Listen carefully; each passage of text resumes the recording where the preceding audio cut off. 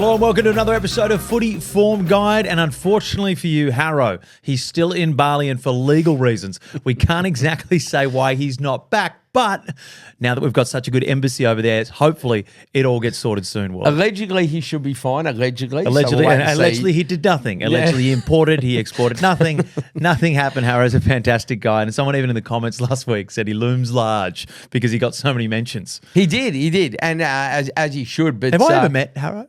No, I you don't haven't. think I have. We'll tee it up at some point. Yeah. When he starts saying, "Why haven't I got my job back?" You know, it's awkward. It's been 6 weeks. Why can't I just come back in? Yeah, it's like, I'm keeps sorry, slashing my tires. It's one of these industries. Nathan Brown, a friend of ours, a friend of the show, has always said, he always said to me, "Well, be careful, mate. You don't want to leave for too long because people jump in every time we."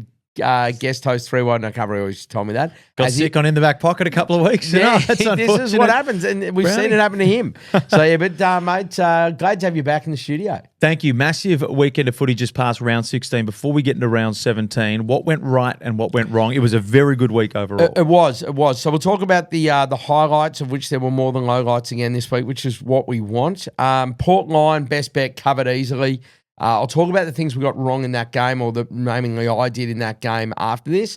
The Friday night Sydney v Dogs. Blakey had his 20, he got 24. Mills had his 20, he got 22. Fraser had 23. Bailey Dale went under here. I think he finished on that 25, which is just under his line as well. He didn't get the tag though. JJ actually. Well, everyone got a tag with the state of the turf. Yeah, so I don't think you needed to tag anyone. That's exactly right. Richards, we didn't touch, but JJ went in, but Bailey Dale still unders. Doesn't matter how you get him as long as you get him, as they say. Harrow would hate me saying that. He's more, if I get it right, I'm happy, even if I lose, because it means we're doing the right things. Whereas this week I was like, oh, cool, got that wrong, but still got it. The overs hit easily in the Gold Coast Dees game. Petrarca had his 32 as well there, so big tick on those. We like the Hawks small mid forwards, and they turned up. We said, you look at that 10 or 15 disposal, depending on where you're getting a price and goals. So Watson had 13, kick 3. Guinea had 19, kick 2. McDonald had 16, kick 2. So they all kicked multiple goals. Dacos disposals, he had 34. And the Crows game we nailed, like Dawson 26, Led 26, Worrell 24, Hinge 23. Even if you're playing like Malira, he had over 20 as well. So those defensive ball users and the inside mid in Dawson did well there. In terms of highlights, Thursday night, Burgoyne and De Koning. So TDK, he's had 18, so he's just shy of his 20. But Jace Burgoyne, they dominated, and I was disappointed in myself. I really missed here. Bergman was the one that got a lot of that run and that out disposal. So I missed there. Apologies, and got called out in the comments. You don't have to do a lot wrong in this business to get called out. Oh, no. Everyone that forgets how the last couple of weeks going. And you want to be polarizing them. You do. But the whole thing is, I realise as well, like in our world on this show, and I should just explain this, in our world, and Harrow and I have spoken about this a lot, the best bet is really where you're playing. So if we're playing in the best bets space, I think Harrow put a tweet out from Bali saying, listeners rejoice, and people are like, we didn't because of this. It's like, you know what? The best bet is always where you're going to do most damage, where you're going to have the biggest crack. But I understand that people are like heavy into SGMs, and that's a space they play. I do myself as well, so we'll be more wary of that. Bond was really low. We actually thought Bond would go well. He was low. Hawks North, we spoke about the unders in the second half in terms of a total score because of the conditions. No conditions would have affected what happened there. And we missed on the Freo line. Look, I'll talk about this later when we get to the Freo game. Even when they seem to be going well on paper, I just don't know. They're not overly impressive in these wins, even though they are stringing wins together. Well, the market reflects that as well, because we're going to get into it a little bit later. But the fact that they are $2.40, $2.50 to beat the Swans this week. Yeah. The Swans are favourites against a team who's now, is it 6 in a row? Yeah. 6 in a row, looking, very good. Admittedly, they can't be still, I believe they can't be trusted, but the Swans are playing well, but still, that should be, if anything, $1.80, $1.90. Exactly, sort of and I'm looking forward to that game too. Look, what I will say is this. This round's a really interesting one. You got the top 9 playing the bottom 9. Yeah. But that's the game that changes everything. I think Port and Brisbane's probably is an interesting one. And I think that Sydney are obviously favoured. The other 7 games look pretty straightforward. But it's just whether we get involved in the line and otherwise, mate. But where do we start? Thursday night, Well, we start with an absolute blockbuster. Marvel Stadium. It's like a shitty game of Cluedo. Marvel Stadium, North Melbourne taking on the Bulldogs. I'll tell you what, that one's going to be a fantastic one for the 16 people in attendance. The Doggies at $1.12 and North Melbourne at $6.40. Yep. Now, North Melbourne, God, do you have another dip at the line this week? It was a false dawn yet again for supporters who thought, here we go. God forbid, 2 in a row. Nah, it's just not going to happen. So I had a look at this and go, look, Dogs clearly on top. They're going well. The Roos were pathetic, for lack of a better term, down in Tassie. Obviously, I said before I was a little bit worried. You were big on them at the line. I was so big. I went in multiple spots. That was my bet of the year. Fucking 95 points. 95 points. Aaron Patterson's family had a better night than I did. Well, there you go, mate. So look, I look at this and go, what are we actually doing here? I looked at this game and go, okay, 5 goals, such a big start, even down there in Tassie. This is North's opportunity to really show they have arrived and they just put in an absolute stinker. I'll talk to the Hawks more when we get to their game, but it was obviously positive. Have you showed the audience your new Hawk shoes that just got customised? The new Hawk shoes, mate, these are USC Trojans, I think. I don't know why I'd have them. They are maroon and gold, not brown and gold. Well, it certainly looks brown from this angle. They're very close. Yeah. I think I get served occasionally on Insta, customised shoes and Hawks, and and I'm looking at them and I'm going, sort of what brand are they? They kind of look like a Nike, but they're not Nike. Yeah. These look just absolutely. There is no way these are they're to be bad quality. B, they're not coming. No, and for a man that runs and stuff now, you need the proper support. Mate, yes, the old Walley, it wouldn't matter. You could wear sandals. Such a runner. Yeah, absolutely. All right, so in this game, I was having a look through, and I wanted to have a look. At first glance, I'm like, I'm interested in the total overs, but then the total line has come out at 180.5, and that's too big for me. The Doggies line, we're looking at 41.5. That's too big for me. I can't trust North the other way. So I'm just looking at this and going, we need to look for some players here. So I had a look and I thought maybe we just try and simplify this. North Melbourne and giving up increasingly more ball on the inside and outside to mids. So I was happy to look at the Dogs there. I wasn't sure about. We liked Fraser last week. Spoke about Fraser, had a great game. I'm happy not to jump in there. I know that Richards was tagged last week. He's coming off a tag. North have sort of been sending players to run with, but no hard tags at all. So I love a player off a hard tag. Richards will come through. Bont, he's not having 2 bad ones in a row. Libba's been consistent. So Bont, Libba, Richards for me, I'm going to be playing them in that 25 space, maybe even a bit higher as well. So that's going to be my real area. That's my focus. I'm not going to play around their head-to-heads. I'm not going to, obviously at that price, I'm not going to play the line. I'm going to focus heavily on the big 3 mids. As we said last week, Treloar's now back out injured. It gives you a lot of clarity that you can go to these 3. They're the ones that are going to be the most centre bounce attendances. That's the area I'm going to be playing in. Nice. I like it. The next 2 games are danger ones for me if you're someone who likes to take favourites. And they're playing them at the same time, Felix. Playing at the same time. This could be the world's worst. If you multied up Collingwood and GWS to beat West Coast and Carlton, it could be the worst bet of the year. Anyone who's taking that next game, we'll talk about that later on. But even this one, Carlton and Collingwood, Friday night at the MCG, set to be a cracking game. You just can't take Collingwood. Well, it's funny. You cannot. Please tell me. This has Carlton firing up from nowhere. All of a sudden, keep boss. It has it written all over it. I thought that at first, and that was the first thing I thought. Dangerous, Michael. I'm just gonna say this. Okay, Pies are second up off the bye, which we've seen in these bye rounds has given them a boost, and we also saw that earlier in the season with those bye teams. I think that they have just been paddling at the moment. Carlton, they are no good, mate. They're shit. They are garbage. And the thing is that, yes, usually I would go, these 2 teams, they come together and they find something and all of that. I get it.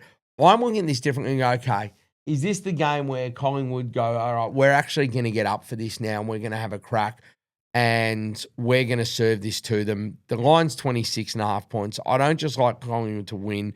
I actually like Collingwood to do a job here. The other thing for me is I look at key things and I go, there's not a lot of real like positives with Carlton. One of them that you expect to really stand up is Cripper. Collingwood put time into Cripps and have done previously in contests, and he doesn't always go well against the Pies.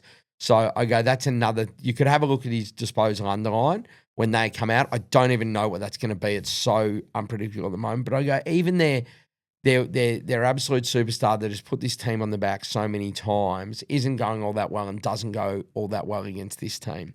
So I'm going to be backing Collingwood at the line, Felix. I'm going to be taking the line. So we're going proper head-to-head, which I love. Yeah, 100%. And what was the line again for this one? 26.5. Yes, it's low. And that is, even on paper, every single data point says take Collingwood by 40 plus. But there is just something in this weird wide world of sports where Carlton will fire up and give their supporters just an ounce of hope, and next week they'll get belted by West Coast or wherever they play. That's just...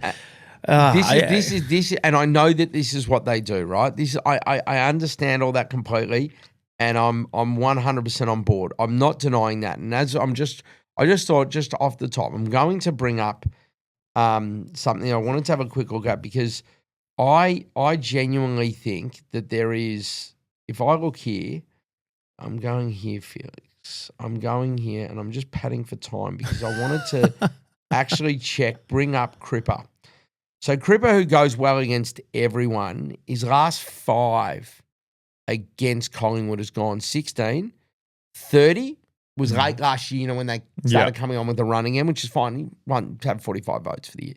22, 20, 26. So there is one good performance in there. The others are under what his lines would have been at the time.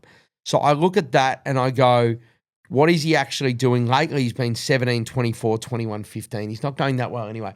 And I go, that's really this barometer for this team. He looks a step slower this year as well. He does, mate. I mean, how much more he's carried done everything for this team for years. So I'm big on the Pies to win this one. Another area I really like here is the mids. Carlton have started to give up. They were quite stingy in scoring and also in the midfield in the first half of the season. They've started to give up a little bit more disposal to mids.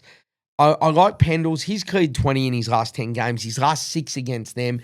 Pendles is such a great... You always get that $1.20, $1.30. He's so good for your same-game multis. I said I wanted to focus on some same-game stuff. I think Ned Long's another good one. He's going to go in and get plenty of centre bounce attendances. So his CBA numbers will be up. And then I don't mind the likes. I'm happy to leave Nick Dacos alone at this point, just because of the simple fact that they will put time into him. They usually do. Chincotta will probably go to him. I also don't mind side bottom. I'm finding this year he just finds different ways to win the ball, whether he goes inside, drops outside. So I think that there's something to be said with those. Crisp as well. He's been playing outside a little bit more.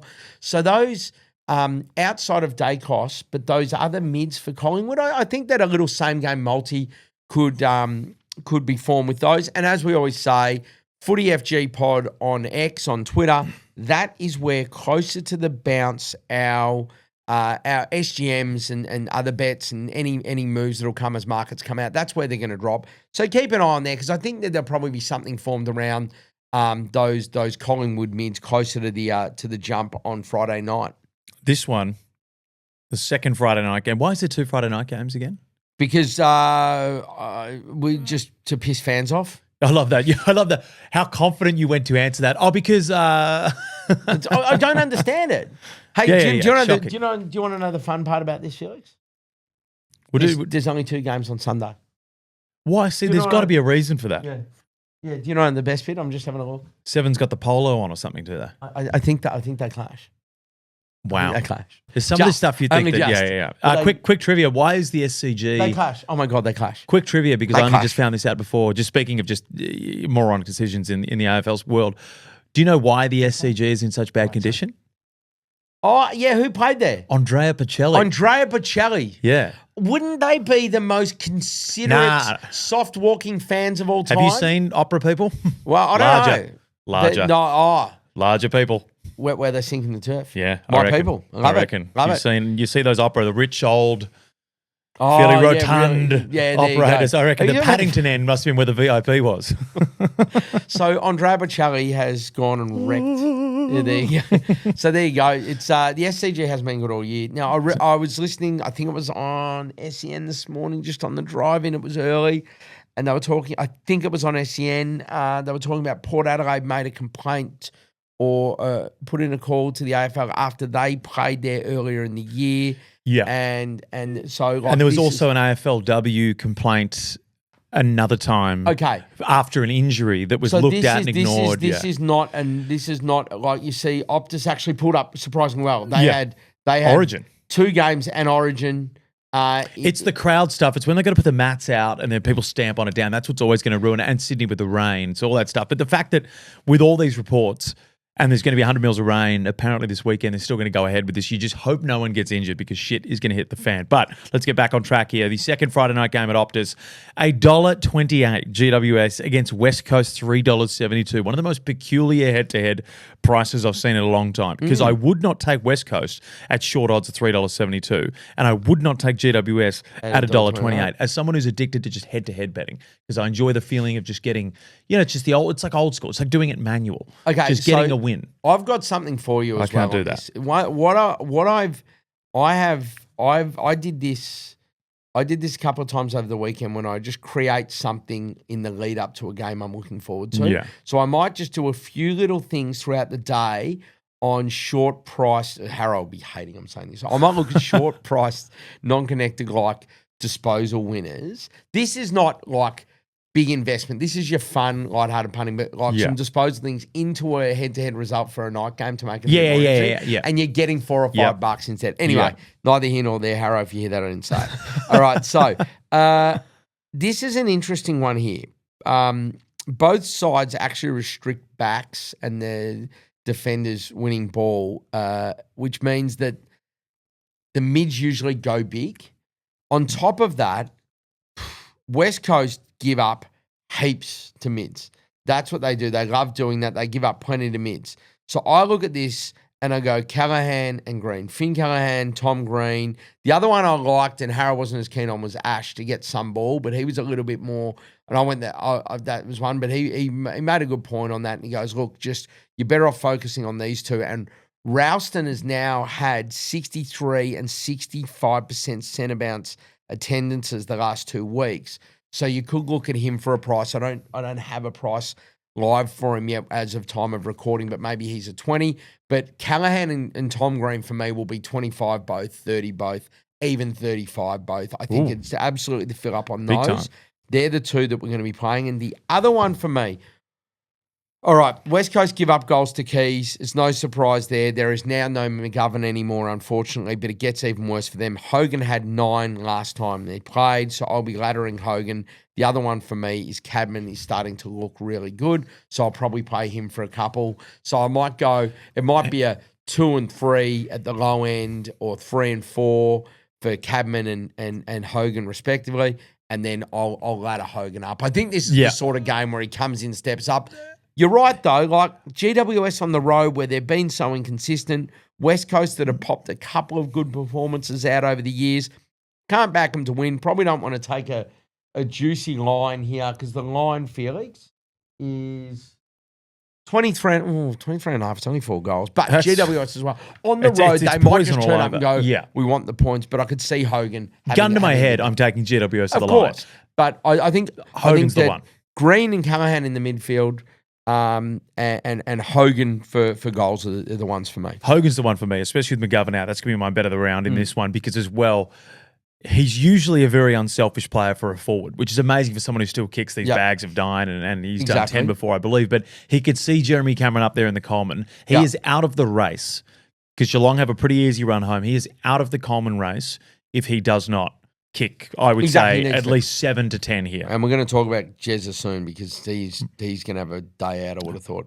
We head back to Marvel on Saturday, 12:35 p.m. Fantastic start time there for the early goers. Essendon, $3.78. Gold Coast, $1.28 here. Tough one to pick. You just don't know what Essendon's going to throw up, and neither do Gold Coast sometimes. Expecting more from the Bombers this week. Expecting them to be competitive, so happy to leave the line alone. I do like the overs. Gold Coast games have been going over. It's under the roof. I'm expecting Essendon to be more competitive. Gold Coast will score. That's what they do. They have an ability to run that footy and get quick score there. We saw on the weekend, we saw another close to 200 points in a game that they dominated, but they allowed goals late to Melbourne. So I think that I'd be very happy to play that, leaving the line alone, taking the total overs. And we're going to be looking at around, I think we're getting, it's about 170 at the moment from what I've seen. And so that is what we're going to be looking at. One area I like here. So both sides do give up plenty to mids. Setterfield's likely going to restrict Anderson, but I don't think that's going to matter. No. But the area I really like here, Gold Coast don't tag. He's been down a bit this season, but Merritt is the one.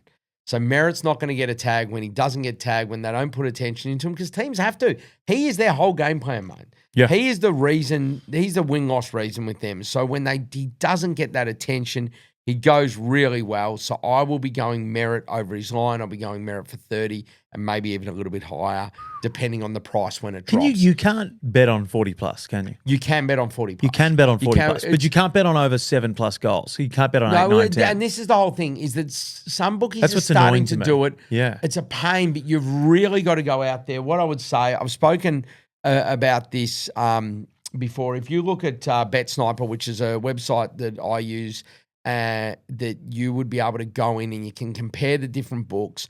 You can compare the different prices on those. But what that also easily enables you to do is on the page, it shows them so you can see, they've got 6, they've got 7, they've got 8.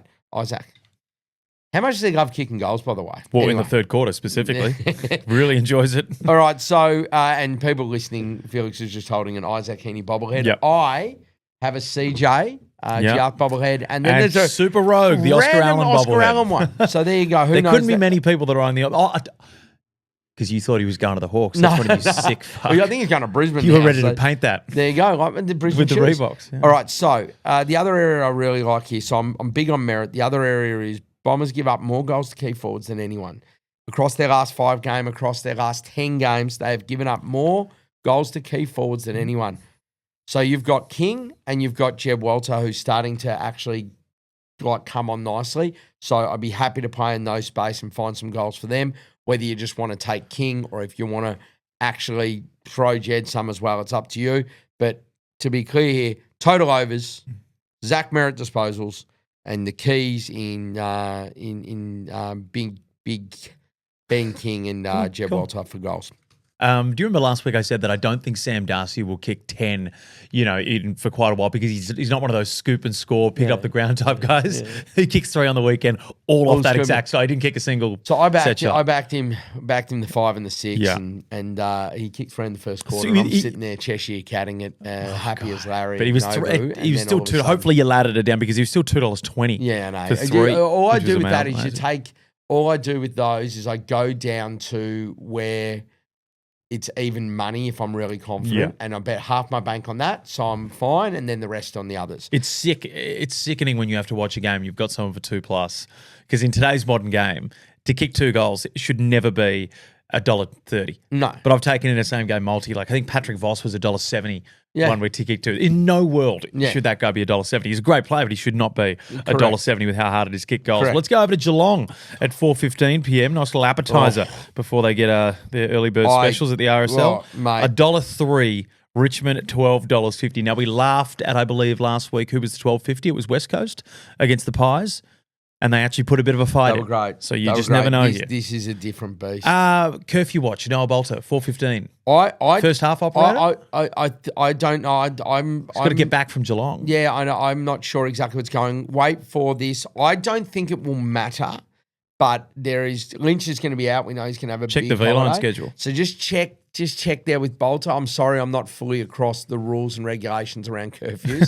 So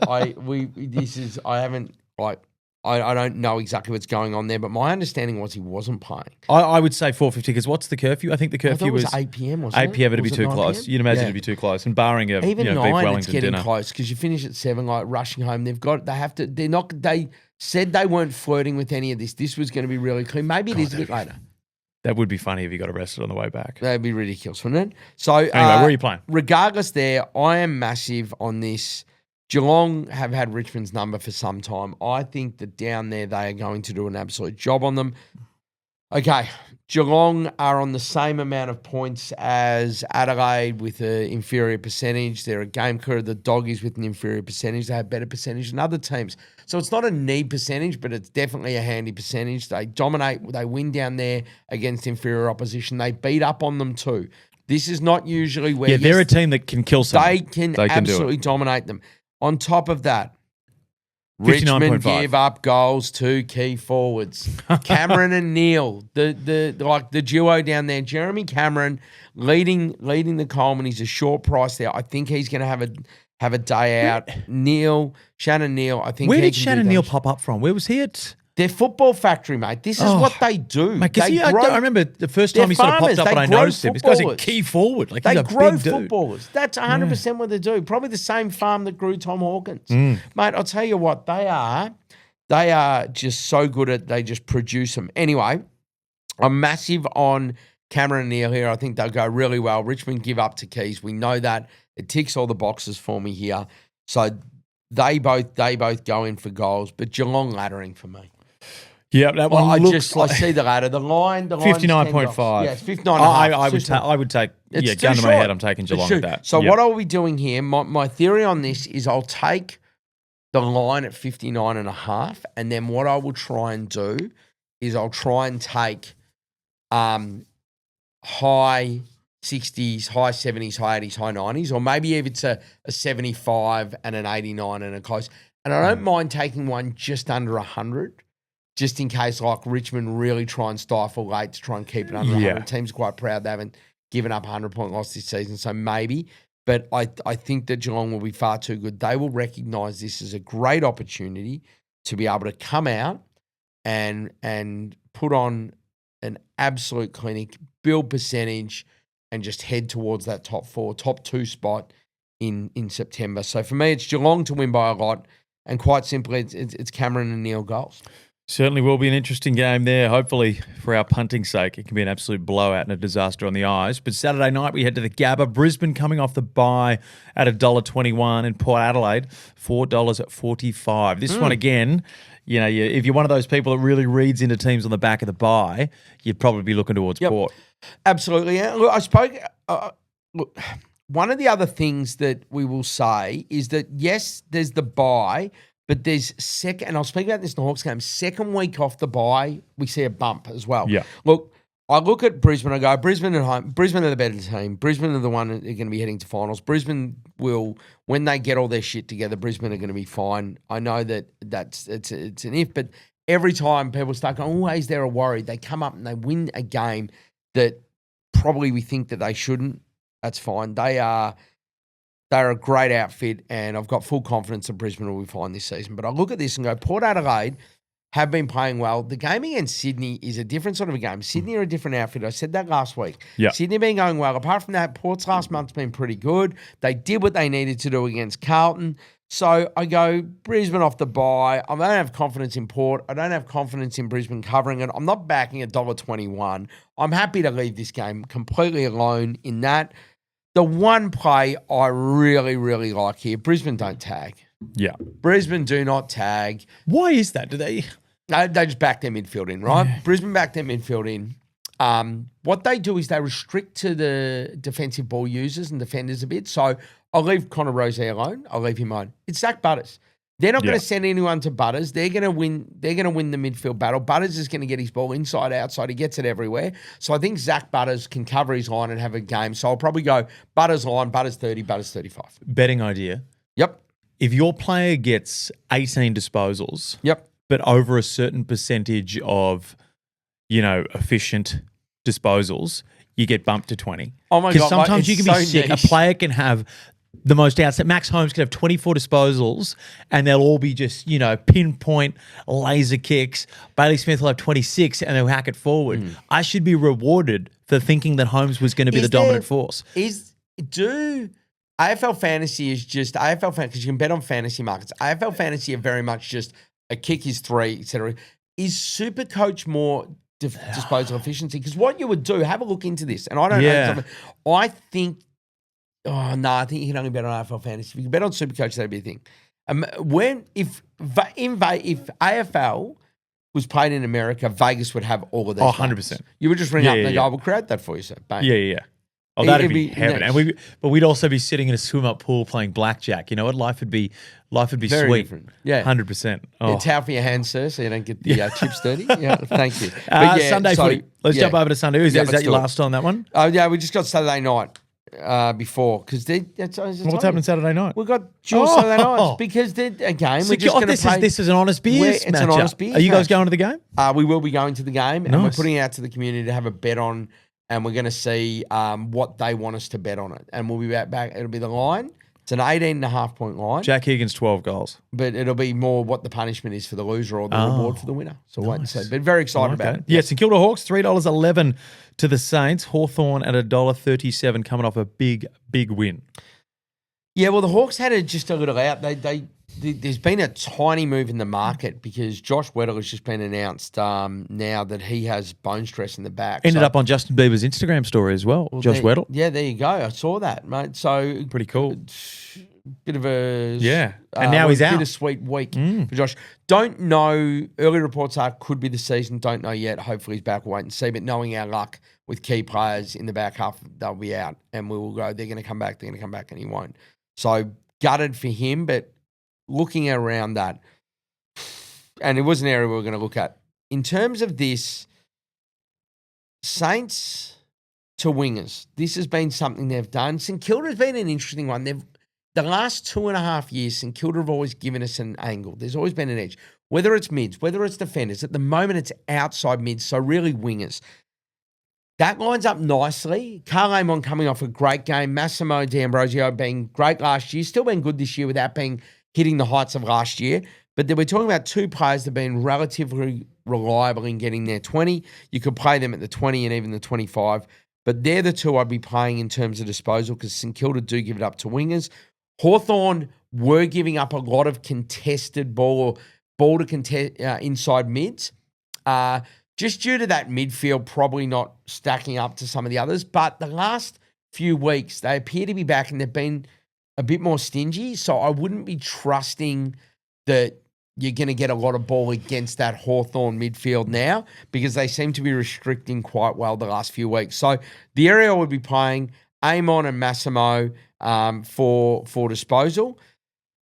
All right, let's look at the head-to-head here or the line. The line's 18.5 points. That probably has moved now a little bit closer, given that market. No, it's still at 18 points. I don't think the Weddle thing's going to move it, but I thought it might have moved at a single point. It's 18.5 at this stage. We'll see what happens closer.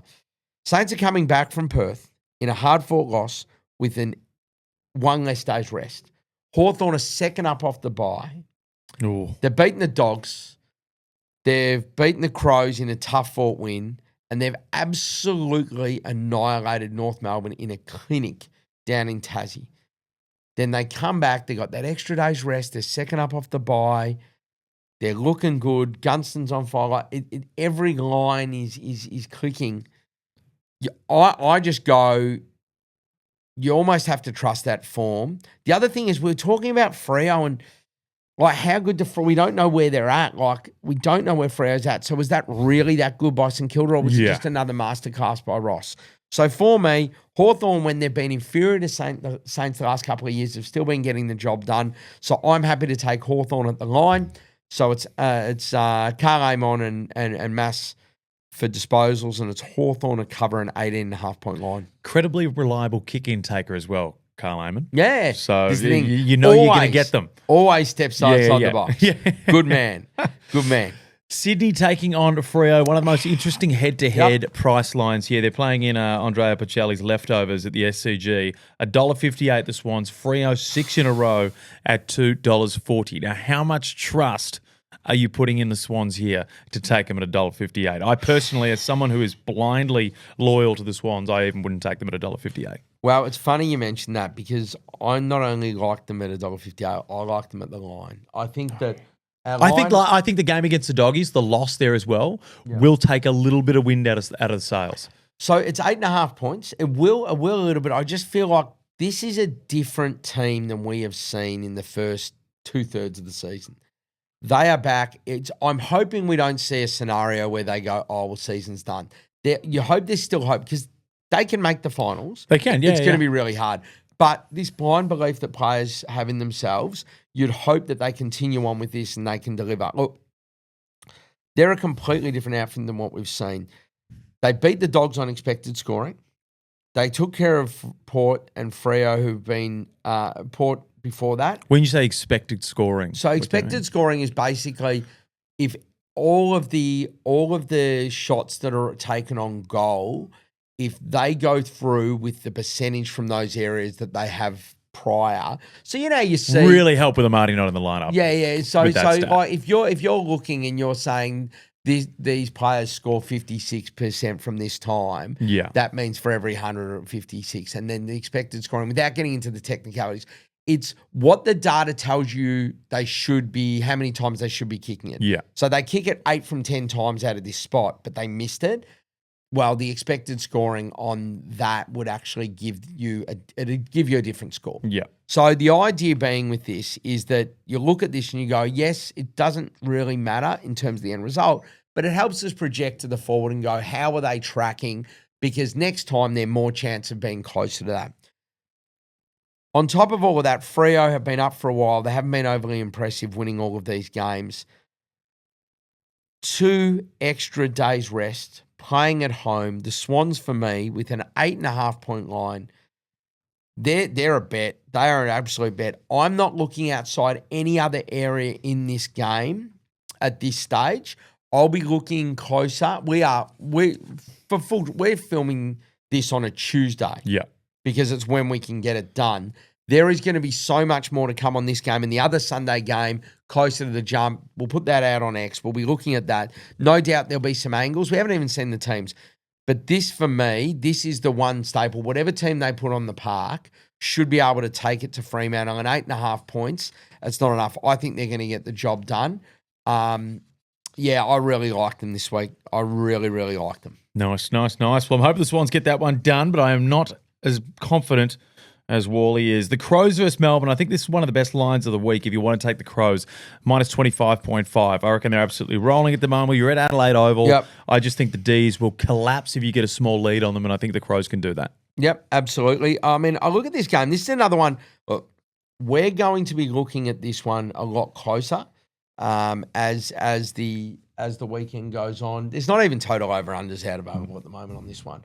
So Adelaide's $1.25, the line's 25.5. This is the thing. I looked at this initially and I've gone, surely we're going to be looking at the Crows here. It's just the D's seem to be hanging around and coming back in games. They weren't winning that Gold Coast game, but geez, did they try right till the end. Melksham was great. With a kick 5-6 or something crazy. So they did a really good job of just sticking around and fighting it out. So I'm not comfortable backing Adelaide at the line. The other thing is that we're getting to a point now with Adelaide that they're just banking wins. They're going well. You don't know where they're going to be at in terms of just trying to get the chockies. And a 4.5 goal line, there's still a bit of meat in that, so I'm happy to leave it. I was having a look at player angles. Look, It's the most frustrating forward line in the league from a betting perspective because who do you catch at any given time? Yeah, and we don't know how May's going and does Lever come back in. Then Keys comes in and ruins it for everyone and kicks 4. Exactly right. And then I go, maybe it's a Rochelle angle, but then I look and I go, all right, what are we doing disposal-wise? Adelaide is so stingy. This is not, it doesn't match up that well for the midfields. The area that we will look at again, we looked at it last week and we'll definitely look at it again, is those outside run defensive players that are running the ball. So Worrell is definitely going to be a play. Hinge, who came up the ground a little bit as well. Malira was really good also. I don't know what they're doing. I don't know what they're doing with that McElhenney because he went forward. Yeah, kicked goals. So that's going to be a tough one because he was. I'm happy to leave Dawson alone this week. We backed him, but against inside mids, Melbourne are a little bit stingier. So, and I also don't want to be touching Petrarca this week because Adelaide, they restrict in that midfield as well. So for me, it's like at this stage, the only area I know we're going to be playing in is those defensive ball users for Adelaide. And then hopefully some things present themselves closer to. But look, that's one of the things when we're going this early, unfortunately. But hey, would you rather it come out on a Tuesday, Felix, or not come out at all? That's That's the idea of the pod. So, look, stay tuned for that. But look, I think that sort of wraps us up for the round. And look, mate, I'll tell you what. I say that with Sunday. The one thing I'm confident on, the one thing I'm really, really confident on is that the Swans continue to shape the 8 even if they're not in it and cause problems. Oh, yeah, it's because I think there's 4 games from now on where we can seriously disrupt and the 8-point the top games. 8. This is one of them. Yeah. Because if you want to take Freo out, look, for me, I think Freo's been up for a while. I haven't been overly impressed in what they're doing. They're travelling. They've got 2 days less rest. Swans are a proud club. They're up and about. Their players are now back in there.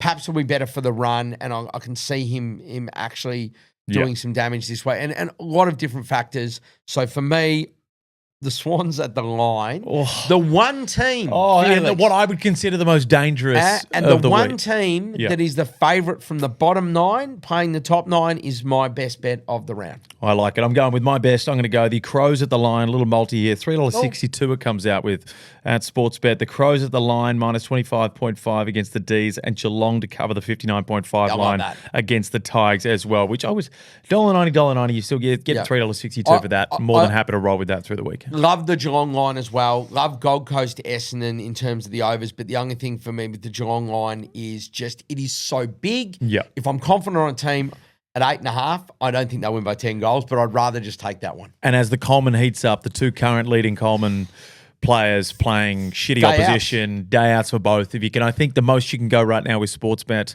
is 7. I'm not sure elsewhere whether you can go any further than I that. think 7's the most you can get anywhere. If you get 7 goals, I'll be back and I might do might do a little multi 5 each or something like that. Mate, why not 7 each? Take him to the fucking cleaners, Mick. Anyway, thanks for tuning in, everyone. Harrow back next week. He is back next pending week. appeal. Yeah. He's going to be back in the Allegedly. country, and Footy Form Guide can return to its natural setting. Thanks, punters.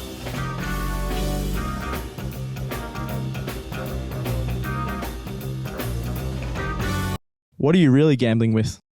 For free and confidential support, call the number on the screen or visit the website.